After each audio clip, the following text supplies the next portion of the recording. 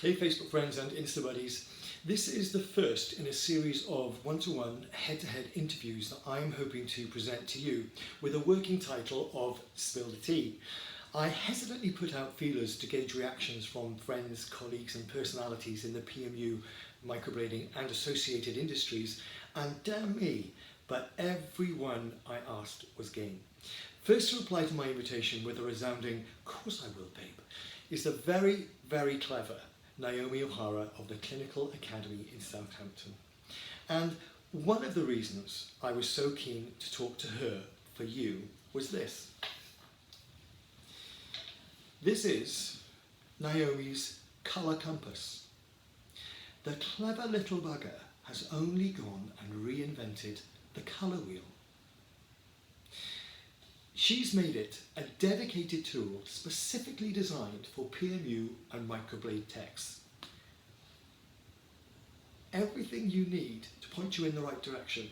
Skin analysis, colour analysis. Go and take a look.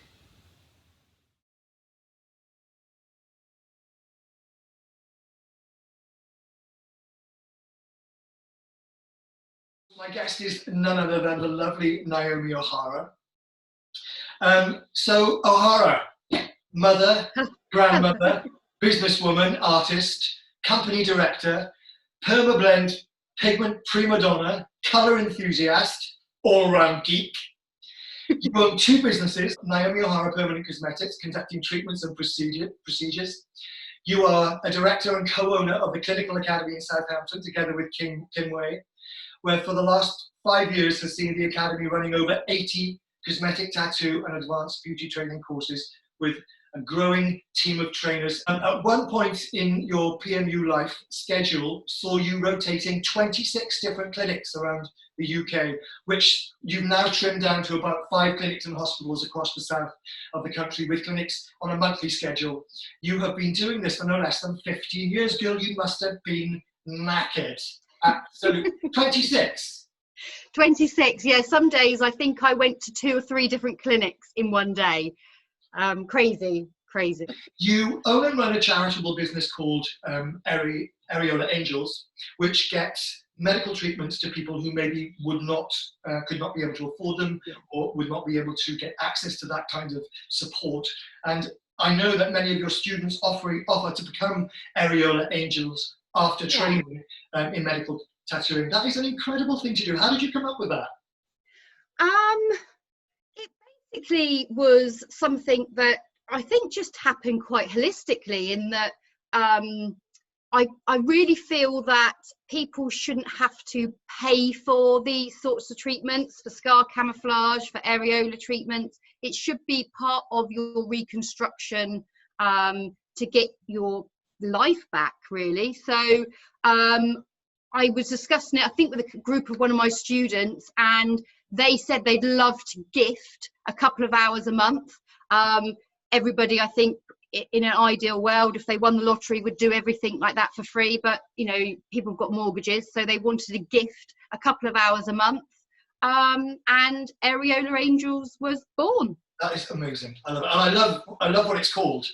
I love what it's called. That is pretty cool, I have to say. I do feel it's growing a little bit more than areola. We do a lot of cleft palates. We do a lot of scar camouflage, self-harm scars. So it's Areola Angel still, but because I love the name. But I do feel this past maybe 18 months, it's grown a little bit more than areola. So who knows? Okay, you are quoted as saying that your passion is for playing a part in moving this industry forward and making it better, showing new artists the right way to start their career, and being there still when they're coming up against real challenges in day-to-day working life long after they've left their academy training day. You've written qualifications for both award-winning bodies, universities. You've travelled the world, in fact, doing what you love.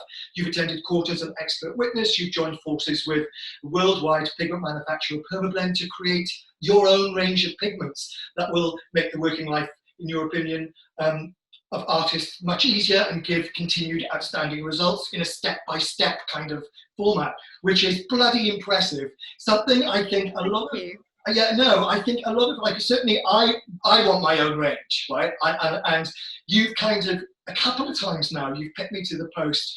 Well, I have, well, you have. I have a preferred pigment range, which in fact you helped me with. You helped me set up my preferred permablend pigment range called Pigment Prescription. And it's kind of like, when I got your range, your tones of permablend range you very kindly sent to me, I was like, shit. I'm gonna go through all this again. And it was just before lockdown, darling. Do you remember? Yeah, I do. Yeah, and I hadn't worked my way through all the colours, because now I have to go back and redo my prescription, because I'm looking at these colours, and you know my favourite browns are all orange browns. And I'm looking through these colours thinking, oh, there's so many to choose from. So we have to schedule a date after lockdown to get through, to go and do that whole thing again, so that I can introduce some of the in tones of permablend back into my prescription. Yeah. I have it on very good authority, the word moral springs to mind, that as a professional person, you're told daily that you are never satisfied, you're never content, and you have said in fact yourself many times that you're not the sort of person to say, I'm done. You know, you keep going and going and going until you feel there is no more to do. Okay. I have to hold my hands up here just for the people watching to say that we are mates. We've known each other, I think 2 years now. We've worked together, but we've also created stuff together. We put our heads together when it comes to some technical stuff to do with the industry. I've been down to the clinic, amazing clinic in Southampton. I've done a couple of courses down there. Your passion is not only peer review, but it's also paramedical or medical. You told me that your perfectionism, if you like, didn't really kick in until after you'd done your PMU training and medical tattoo training. Yeah, and I don't think it's necessary that I'm a perfectionist. I just think I'm never satisfied. It's almost like, achieve that next. It's not, I don't even think I'm a perfectionist. I wish I was a perfectionist, because I think I would complete something. I would wholeheartedly disagree with you. Right there. Absolutely. I actually think you're fixated and obsessed. Okay. Thank you. In a very good way. Thank you. It has been said all my life, it's been, you're never satisfied. And I used to take it as a bit of a negative. Actually, one person in my team in particular, Sarah, who works with me every day, and I speak to her every day when we don't work, she actually often says to me, you and Kim as well, you're never satisfied. You never celebrate what your achievements are, and you're never satisfied. You're never done. And I think, no, I'm not. And that's a blessing and a curse. I just spend a lot of time thinking, what am I looking for? Yes. What is it that I am hoping to achieve?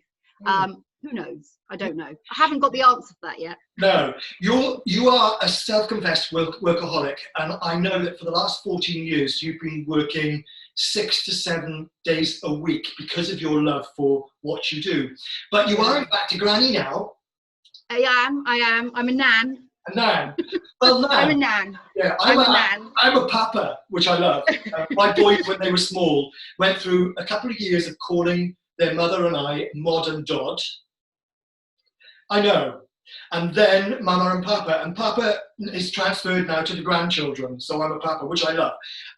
Since being a nan, we've spoken of this, has that changed your working life at all, or has it changed the balance? Yeah, it has a little bit, because when Connor and Charlotte were having Hugo, I announced that I was going to have Fridays off to look after the baby from, I think he was a couple of weeks old when I first had him on a Friday, and he's 18 months old now. So I've had him on a Friday for 18 months, and that has been hard. I didn't realise when I announced this, when I did this big announcement, I'm going to have a Friday off and I'm going to look after this baby on a Friday. And I love it. And we have a great Friday and we go swimming, and it's fab, but it is hard not to be in that office on what I consider a working day. Right. So I still email in and they still email me, and I probably will phone them a couple of times in nap time. But yeah, it's difficult, but I do love it. I'm very torn. I am, because I feel like I should be at work, but I'm loving spending time with Hugo as well. So yeah. Okay, so before we go on to the spill the tea questions, I just want to talk to you about something that has completely blown me away, and I want to talk to you about this. This is it not, your permanent makeup, colour correction and skin compass? yes. Yeah, it's also known as the colour compass. Yes, the colour compass. This, Ohara, is a bloody clever device. And I love this. Everybody should have one of these. And I would like you, for the sake of being informative and telling our viewers what it's all about, I would just like you to run through how this works and what it does for us, please. Okay. Well, I loved your message when you got yours, because you said to me, "Shit, Ohara, bitch, you clever bugger." Bitch, you did. You invented the colour wheel. You really did. I love that. So it was about a year ago that I realised that the artist colour wheel that we all train with and we all use and we send it out in our kits, about a third of it was actually wrong and irrelevant to permanent makeup and microblading.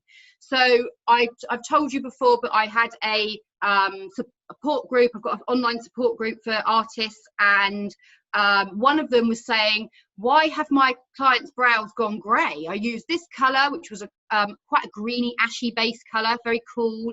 And my client is warm. She's got really, really red cheeks. And I thought, that doesn't mean she's warm. That means she's cool, because we see in permanent makeup terms, vascular activity and redness in the skin as blue or grey. So she said to me outright, and actually now she's typing in capital letters, so I'm assuming she's shouting at me. No, because if you look at the colour wheel, opposite red on the colour wheel is green. And I thought, I can't argue with that. It's true, but it's wrong. So I thought we need to have something that is totally for permanent makeup and microblading. And for me, the colour issues were both colour correction and skin issues. So we did it double-sided. So basically, if you've got someone on the colour correction side, if you've got someone with violet, purple brows, it tells you to add yellow, or you need to use a yellow-based pigment to neutralise that purple. If you've got someone with pink brows, it's going to tell you to add green on the other side for the correction. So basically all you're looking for is it a skin concern? So freckles, dry skin, oily skin, or is it a colour correction where you're looking at a colour that's already in their brow, whether it's orange, grey, blue, multicoloured, and it will tell you what to do. And it's totally for all pigment ranges, because it's colour theory. It's just colour theory. It's not about a set range. Well, this is why I said to you, this is going to, for me and my teaching, this is going to replace the colour wheel. We've spoken about this, I think, many times, and you know how succinct and broad the scope of my colour theory training is. And orange. It consists of one word, orange. And orange is my answer to nearly everything. What I love about it is. And what I love about this is that the skin colour compass, you can quite clearly see that orange is the answer to nearly everything. And by the same token, on the colour correction compass, you can see that brown is the answer that we're looking for. Well, that's what we're trying to achieve. We're only trying to achieve brown. I say that in my colour classes a lot. We're making it too complicated for brows. All we want to do is make brown. And when you're a kid and you're mixing all your paints together and you end up with brown, you're thinking, oh, now I've got brown. But well, actually, as permanent makeup artists for brows. That's all we want to do, is have a brown. Yes. So simple as that. Yes, I actually love this. I think that, like I said before, I think for me, this is going to be a great device, a great little tool to use not only for people to teach with, but also as a little bit of a security thing, yeah, a security blanket that you can go back to and use as a resource to help you. Yeah. Very clever, Ohara. Very, very Thank you clever. very much. Because also, just to say, Scott, that people on social media, we were talking about this the other day, that people on social media saying, this is my client, what colour would I use, and things like that. It's scary. It makes me sad that people are so terrified to choose a colour pigment for their client when they're brave enough to tattoo someone's face. It's the colour bit which is the tricky part, and that's sad. Yes. Okay. The other thing I want to say just before we put the colour compass down, and you touched on it lightly a moment ago, is that it's not brand specific. So on here, it isn't necessarily promoting your personal brand. You can use this little tool with any brand that you use, right? Yep. Yeah. Yep. Okay, cool. Any pigment brand. Yeah, great. I just wanted to make that point. Okay. Yeah. So we'll get to some questions that I want to ask you. I'm going to start with your PMU journey. Give me succinctly the first 5 steps that brought you into the PMU industry. So kind of like from school. What were the first 5 from steps? School? Well, when you left school, what were the 5 steps? I wanted to do something in the cosmetic industry. I've always been interested in it. And actually my dad said to me, my dad plays a huge part in this story actually, good and bad. My dad said to me, oh, don't do that, do something a bit different. And I thought, oh, all right then. So I went and I got a job in an office for social services, and I worked in the fostering and adoption team in social services. And I loved it. I loved that I was their first YTS person, and they loved me, and I organised them and what have you, and that was fine. But I still had this kind of love for cosmetic and being creative. So when Connor was born, actually, I sent myself to evening school to do some courses on some beauty therapy, and I loved that. And I went in and out of that for a few years, and then I got a job as a well-being manager. So I was running 2 spas. Right. And I liked that, and I met lots of people who are my lifelong friends now that I stay in touch with, who are my beauty therapists there. But I was working a lot of hours for absolutely pittance. Right. And I then got divorced. I had 2 children, 4 and 8. Got divorced and thought, okay, I am on my own with 2 children, and I had my divorce settlement, and my dad said to me, my dad again, you need to put that away, don't spend that, you need to put that away in the bank and keep that. And I thought, actually, Dad, I think you're wrong, because I need to invest in myself. So I told him a big fat fib and told him that my course for permanent makeup was £900, when really I think it was edging toward 15,000. He just went wild at that. A little fib, a little one. It's just like a little one. I mean, I was 28, I wasn't a child, right. But I did my permanent makeup, and I remember sitting in my training thinking, you have no choice but to make this work. Right. And I think it was probably the turning point for me, because I found that there was 8 people in my class. There was, it's quite a big class, and actually of those 8 people, I felt like I was doing the best, I was definitely one of the best in the class. Right. And for me, that was the first time that had ever happened. Right. I was never the best at anything at school, right. But I was never really interested in it at school. So, and I've never kind of looked back, really. Right.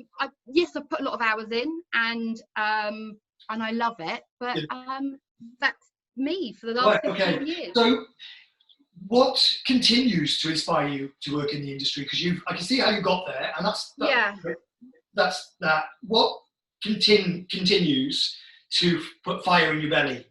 This has been the only thing probably in my whole life that has kept my attention for this long. Right. So I think it's the fast pace of our industry. It's always moving forward. When I look at it now compared to 5 years ago, 10 years ago, 15 years ago, it's like a totally different beast. Yes. You know, it's totally different. And I like that.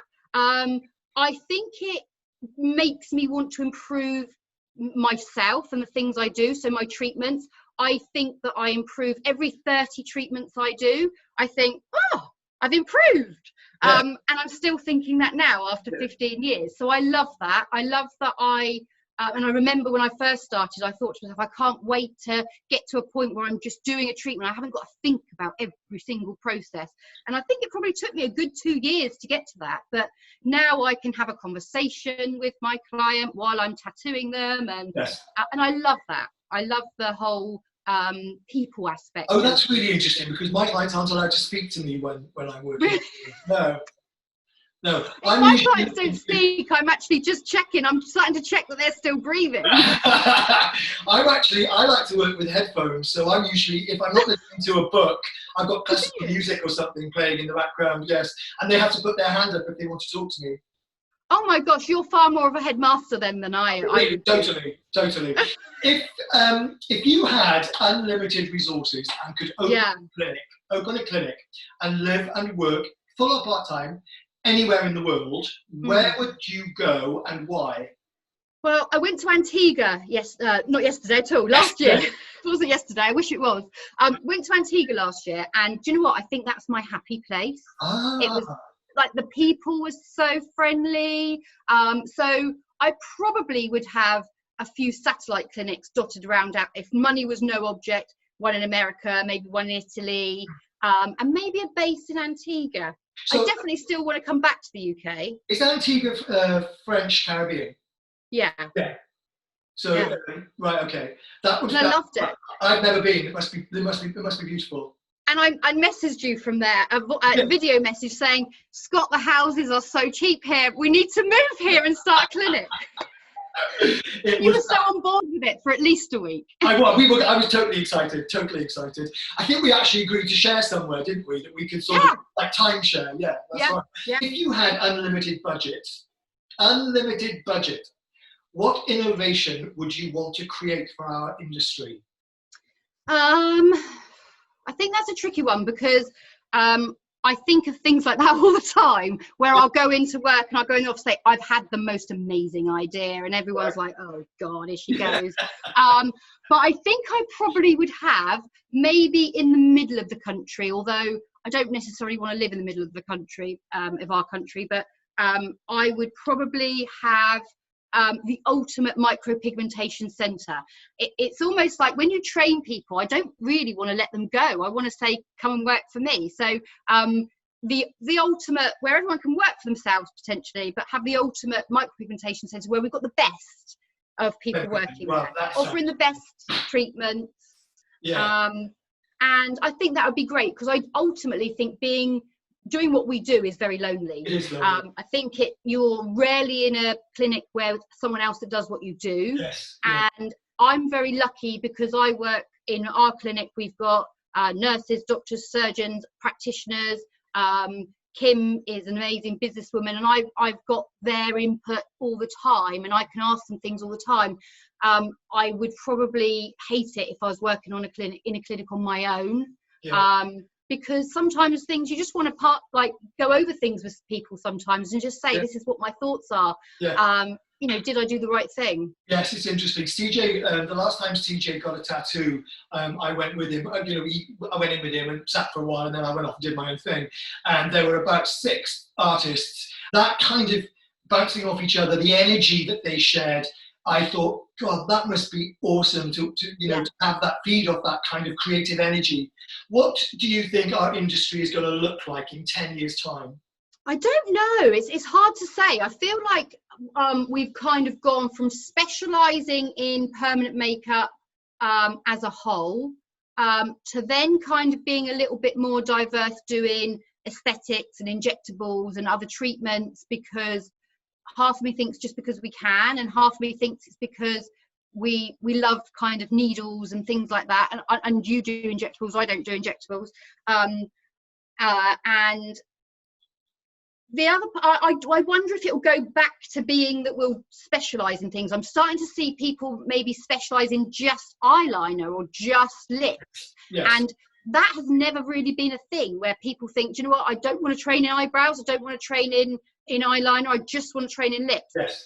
Dentists coming and training just want to do lips because I'm doing their fillers, I'm doing their teeth, my expertise is the mouth area, and I think that's great. So I wonder if it will just be that people are specialising in maybe one body area. I don't know. No. I think that's a really good point, and I think especially in the last 2 years, we now see when you think of eyeliner, a certain type of eyeliner, you think of a certain type of artist who's known for that particular eyeliner. Yeah.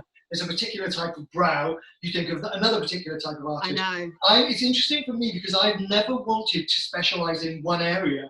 I wanted to be extremely good at all of them, but my own version of those. Yeah. So for me, and as you said earlier, I do injectables, so I'm interested in transformation. That's what interests me. Yeah. And the medium with which I get there, I'm happy with several. Okay, who is your PMU hero or heroine, and why?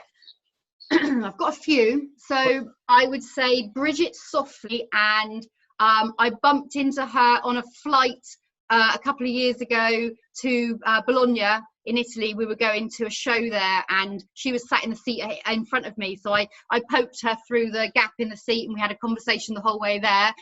So I think she saw something in me quite early on, and I think she gave me that confidence to try, I think.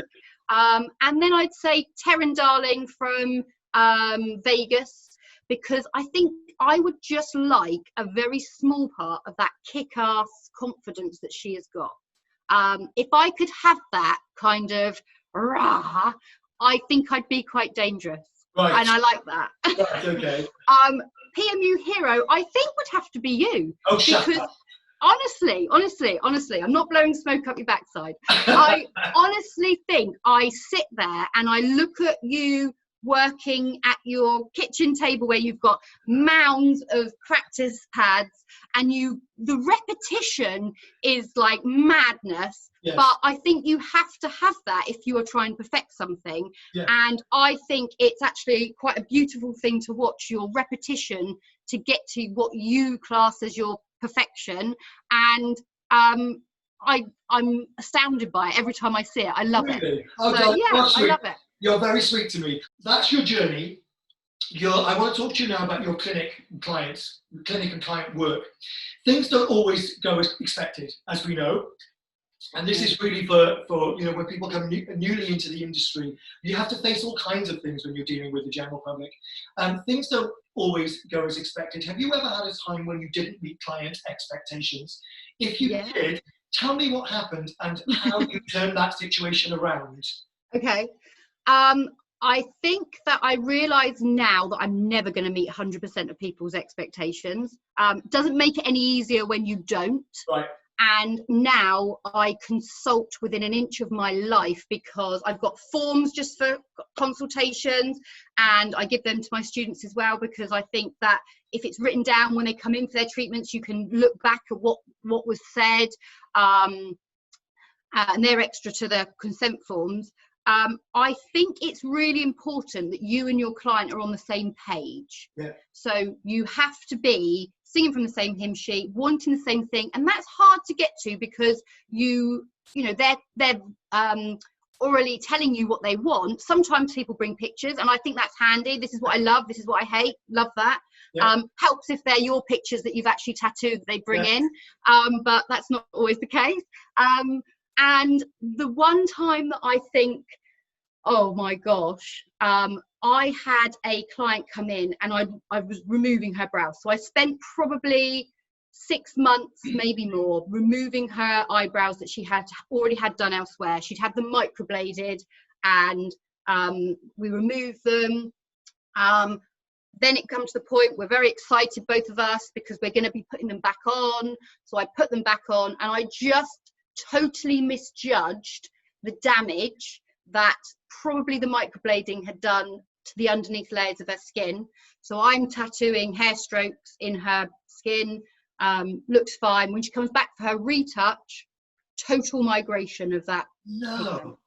And I am not a heavy-handed tattooist, but horrible. Wow.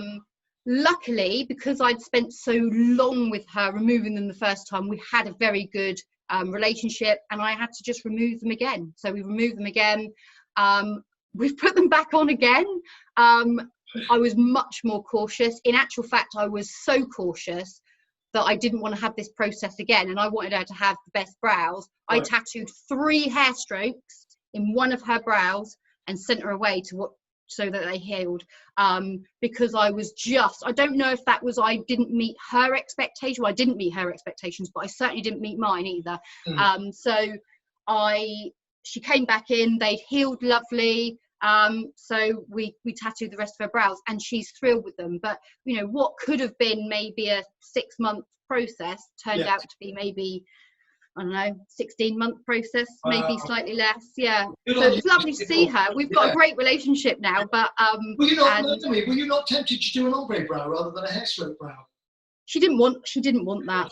I would have loved to have done an ombre brow, but she didn't want that. And now, in, you know, everything's, this wasn't even that long ago, so all a learning curve. So now when people come in, I will say to them, you know, do you know what, let's do an ombre brow, or I'm doing 3 hair strokes on you and I'm sending you out to heal, because if you are insistent on having hair strokes, I want to see how they're healing. Absolutely. I totally get that.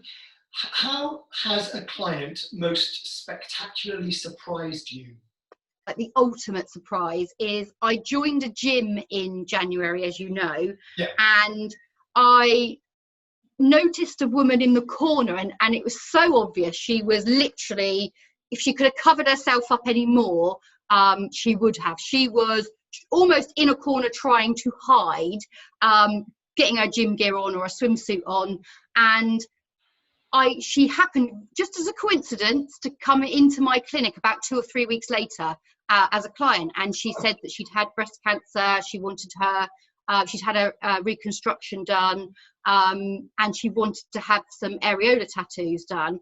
And I didn't sort of say to her, "You're from my gym." I didn't say that because I didn't feel it was really my place to do so. But next time I was in the changing room, I saw her probably maybe about 6 or 8 weeks later after that, and she literally whipped her towel away, and not only was she confident, she was saying to her group of friends, "Look at my new boobs." And I literally must have swam my length of that pool that night with the biggest grin on my face. She still didn't recognise me. I must look different, you know, without my, I do think I do look different without my glasses on, and I don't think people put you in the same place, so they don't recognise you in different places. So but that was probably the time that I felt most surprised by a client. She was a different person, showing everybody in the changing room her boobs, and I thought, awesome. Yeah, that's absolutely awesome. Tell me about a time that a challenging time that you just really wanted to throw the towel in. Have you ever had a situation where you're like, oh my good God? Yeah, lots. I think I'm the epitome of the PMU roller coaster. I am either absolutely on a high and skipping out of my clinic, or I'm crawling out thinking, oh my God, I'm opening a cafe. There is no in between, really. So I think it's natural to want to throw the towel in at times and think, oh, there must be an easier thing to do, because we're going back to the expectations again. You're trying to meet expectations of your client all the time, and that's the hardest thing to do. You know, and actually you don't just want to meet these expectations, you want to exceed them.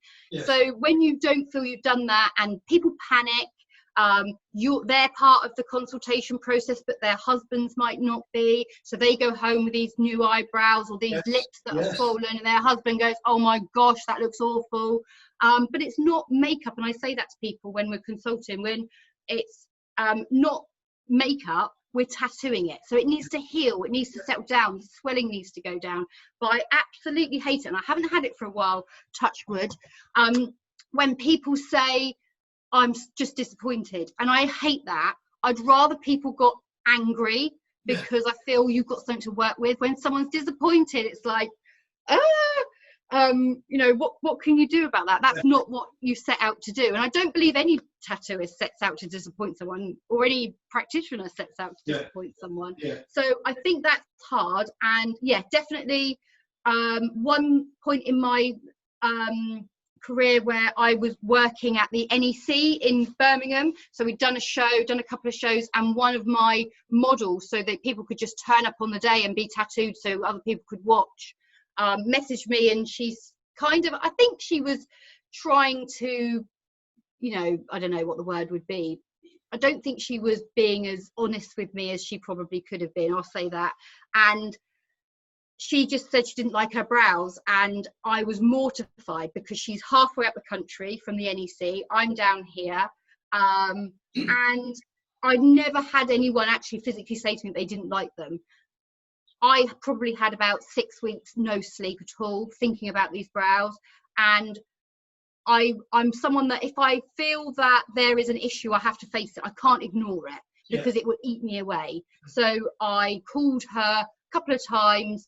No answer. She did pick up about 6 weeks later, and she was like, "Oh no, I love them now, Naomi." And I thought, do you know what? You could have called me and told me, because I've literally had sleepless nights for 6 weeks. And I think there is a point in your early career doing this where you think, is that worth it? Is the 6 weeks sleepless nights? And I know people that have that every time they do a client, because they're thinking about, okay, I've got to wait 4 to 6 weeks before I see them again to see what the healed result is. Okay, so the next section that I'm going to question you on is we've done your journey, we've done your client and work life. I just want to talk to you about current, you know, your life currently. How have you coped generally with lockdown? Not well, I don't think. I won't lie to you. I've kind of imagined myself at times like that polar bear at the zoo that's kind of rocking backwards and forwards and just putting its head on the wall. I really have. It's been really tough. I've really tried hard to focus on things that I've been saying I don't get time to do that. And maybe I've realised it's not that I don't have time to do it, I just don't have the motivation. So it's probably not that important to me. And I have got my paints back out and done a bit of painting, which I've always enjoyed. So why has it been tough for you? Is it the fact that you're being constrained? I think the initial blow was being labelled as a non-essential worker. How rude. You see, that's interesting. Isn't that interesting? Because I think of myself as a private healthcare professional. And it was actually Dr. Adam Radford who pointed that out to me. He said, you know, Scott, wait, your private healthcare. Is that because you do injectables? Because actually, if not, then I'm taking that label myself. Because well, I think I have to be honest with you. I think that it can apply to PMU and paramedic PMU as much as it can to injectables, because interesting you say that. It's affecting mental health.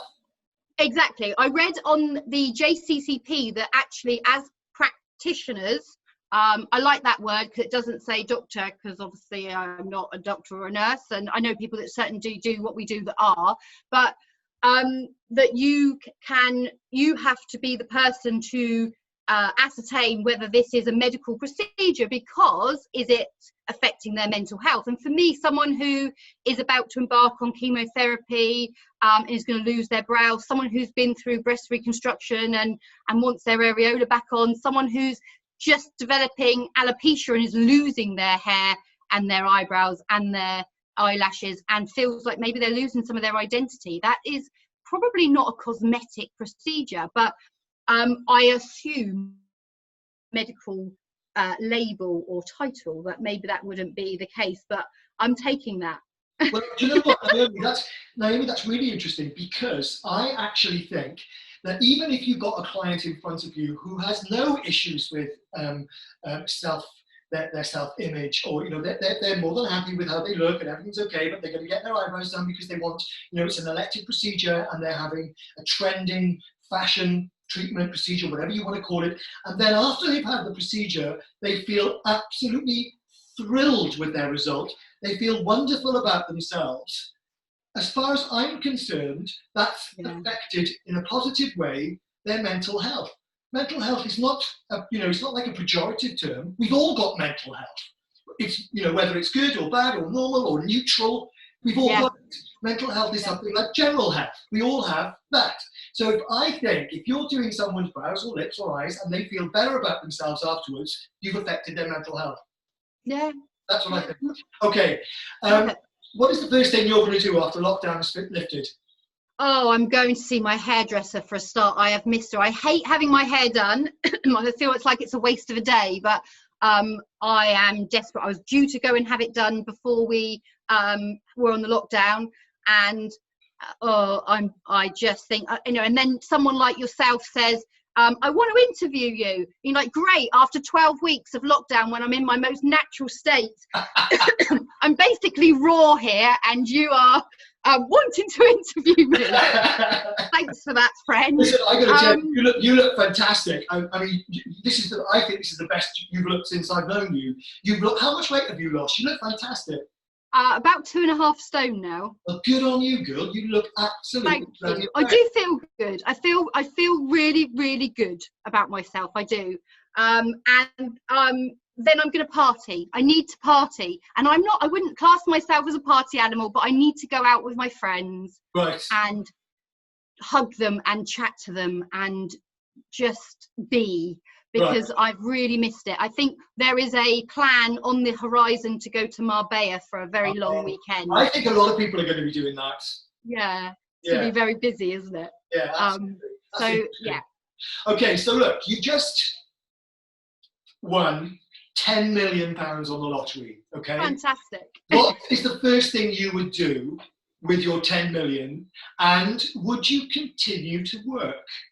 I think after my last question, or the question before about me hitting my head on the wall throughout lockdown, I think it's clear that I have to work. I would just literally do my areola angels. I'd expand areola angels. It would be more of a scar camouflage, burns, areola I love doing. And I'd just do it as a charity. I probably would just do it as a charity, because I love doing what I do, and I love the whole people say online, pay with a smile, and I love that. Yes. And that's really, I think, what I am about. I've got a mortgage, so I can't do that. But if I won 10 million on the lottery, that is exactly what I'd do. Okay. Totally. So the first thing you would do would be to set up the Areola Angels as a charity. So would you work that? I just developed that. I would develop that, and I probably would go to places, maybe take it worldwide. So go and train nurses in hospitals and do treatments in different countries. And I love training the nurses here. I go to the Royal Marsden Hospital a few times a year, and they have to have updates and things, which I do, and I love that. And I see their clients, and they have clients from all over the world, Dubai, everywhere. Come to them. They're a great hospital, and I just love that. So I probably would go to India and Africa and teach the nurses there to do that, and they can carry it on. Wow, awesome. If you were I know this is bizarre, but this is the fun part of what I get to do. So if you were a superhero or a super villain, who would you be? I would be Mystique from X-Men.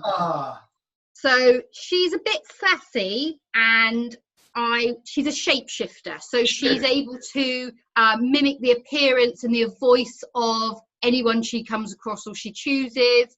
I don't know if you know who she is. She's got blue skin, yellow eyes, and she changes and adapts to her surroundings. And she's also very interesting, Ohara. She is in fact neither one or the other, or both. She's not quite a villain, and she's not quite a hero. No. She sort of morphs in between the two. Yeah, very me. Complicated character, really. Yeah, that's interesting. A complicated character who can parrot and mirror what's going on around her. I'm going to remember that, girl. Yeah, and I think that is probably me, actually, to a T. I think I do kind of morph a little bit into my surroundings a little bit, depending where I am.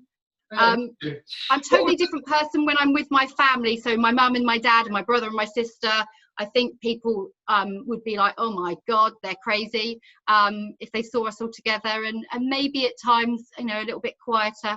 Yeah. So yeah. Interesting. What was the last present you got for somebody? The last present I got for somebody. So my sister and I have always been mad Bros fans since we were, like, before we were in our teens. I think my sister must have been about 7, and I'm 3 years older than her. So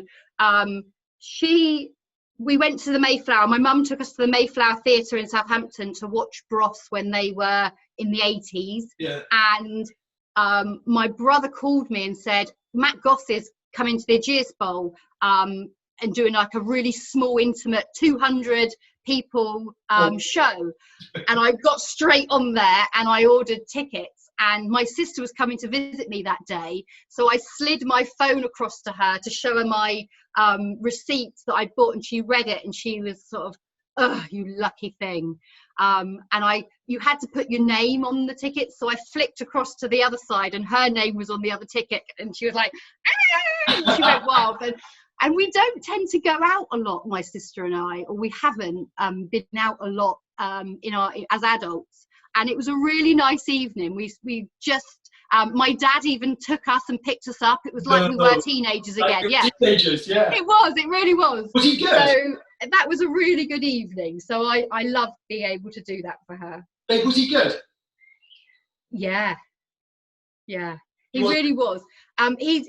He's in Vegas. I don't know if you know. So he lives in Vegas. So he brought his Vegas show down, and I bought us the meet and greet tickets. So after the show, we got to meet him, and my sister was so starstruck. So I had a photo done with him, and then it was my sister's turn, and all my sister could say was, "We're sisters." That's all that came out of her mouth. Like, money well spent. Okay, so that was the last present you got for someone. What was the last present someone got for you? Okay, so that has changed because it was my birthday on Monday, right. And I got some lovely things. So I got a pizza oven.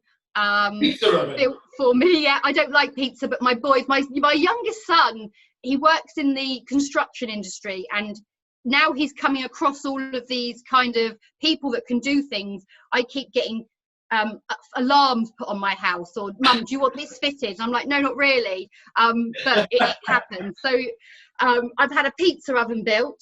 He particularly likes pizza, so I think it may have been a present more for him. And I got some lovely tan wedges from Russell and Bromley from them as well for my birthday. Nice. So, yeah. Oh, and the last thing I actually got was a weighted hula hoop. A weighted hula hoop? So you know, like a hula hoop, but it's weighted. So you are building your core muscles up. Okay. But I tell you what, my ribs are bruised like nothing else. Seriously? They're so bruised. Apparently you get past that. I've got the feeling we're going to end up maybe doing another one of these, and I would like to start the next session that we do, the next interview, with a demonstration, in fact, of your hula hooping skills.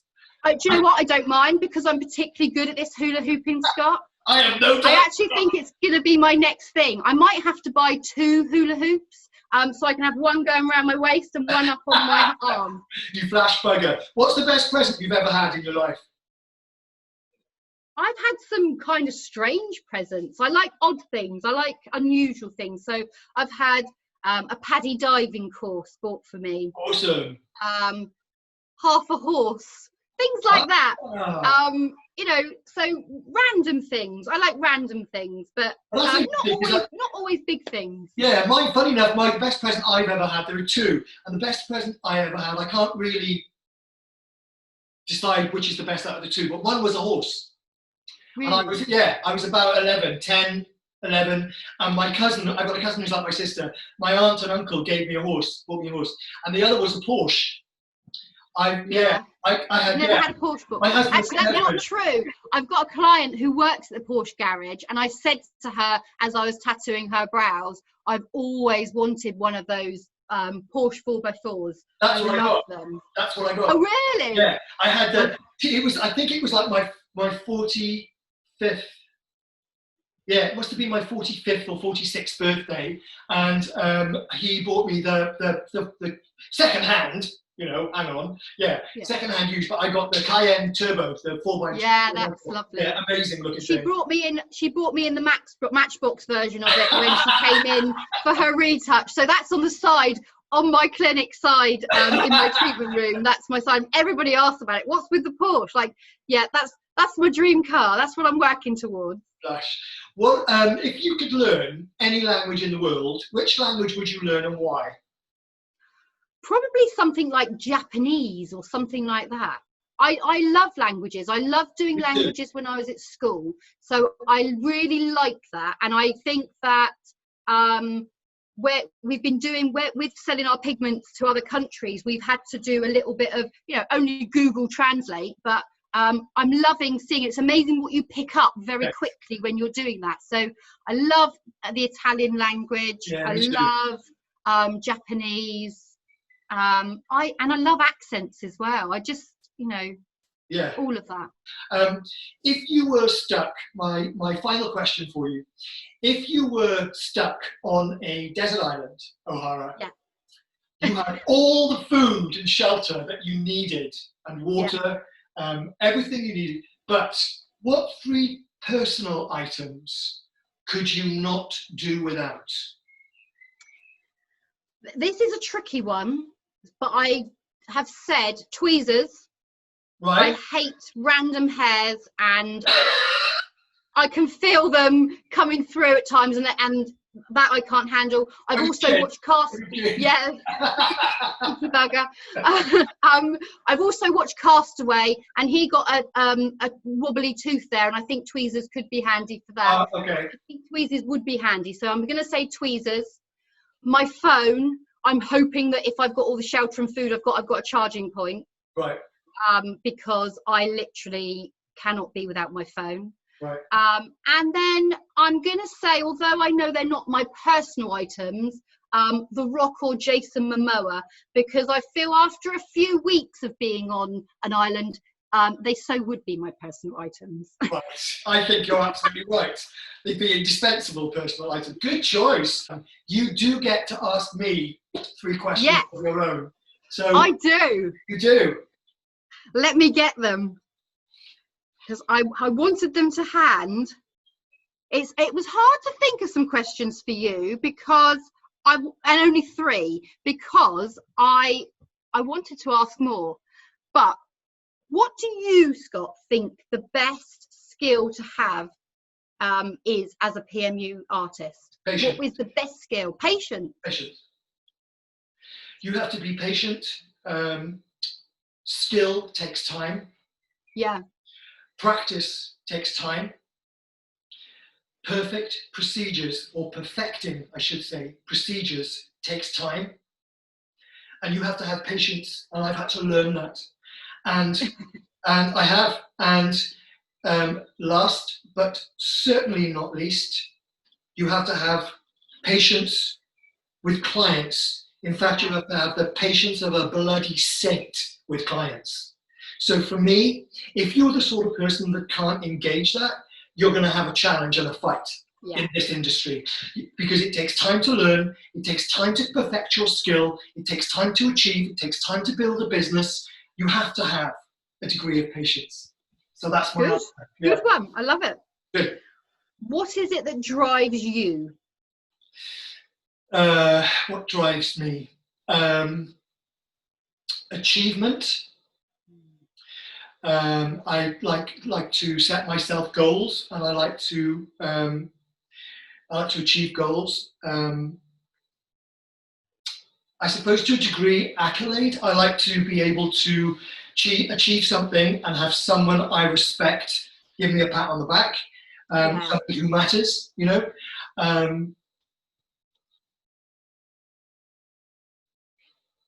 Yeah, I think that's it. Actually, I think also, I like to learn. I like to, if I'm going to be good at something, I have to be, if I'm going to learn something, I have to be really good at it. And if I'm not as good as I think I should be, I'll bin it and I'll stop doing it. Yeah. Yeah. Does that make sense? Can't be the best, you won't do it at all. I'm not doing it, I'm off. Fuck 'em. Then finally, Yeah, fuck 'em. what would you be doing if you weren't doing this? I'd be a writer. Yeah, and you'd be good at that. I love reading. I love reading what you write. I do have to have a thesaurus next to me when I'm reading it, but yeah, I love it. My dad's got a couple of published books. He's very into writing, and I've always been into literature and writing and expressing through words and language, which I love words and language. So, and also I'm quite insular, and I know people are going to be amazed when I say this, and they usually are. You know, I meet people and they think I'm very, very outgoing and I'm a party boy, and you know, I'm kind of I'm happy in a social. I am really not at all. I'm happiest on my own. And reading a book or writing something, and I like that kind of peace. You know, I like, rather than party, I'm a peace guy. You know, peace and quiet guy. So yeah, if I wasn't doing PMU and there was no monetary significance or economic significance involved, then I would spend my time reading and writing, definitely. I love the way you plan out, or it seems that you've planned out what you write. So even if it's just telling the process of a brow, it's like a whole story. Yes. And I love that. Well, listen, Naomi Ohara, thank you so much for spending this time. I'm pretty sure that I'm going to be knocking on your door again. What I was going to ask you, what I thought might be a good idea, babe, was if I'm going to set up a different kind of interview that's going to be more specific to colour theory. Yeah. And I'm going to, rather than a sort of we'll put it out there on Instagram and on Facebook if you're happy to do that. Also, I thought maybe we could do something together that can be used as a teaching tool that you could put on your website, that I could put on my website, and also a detailed explanation of how to use the tool with examples before and afters, that kind of, I don't know, something along those lines. And also using your colour rulers. Yeah. So, yeah, because those two tools work beautifully together, and I think these tools that you've created are going to put us a damn sight closer to making an educated guess or an educated estimate of what our result is going to be like. Yeah, of course. Okay, you're an angel. Thank you very much. Love you. Bye. Bye, babe. Bye, darling.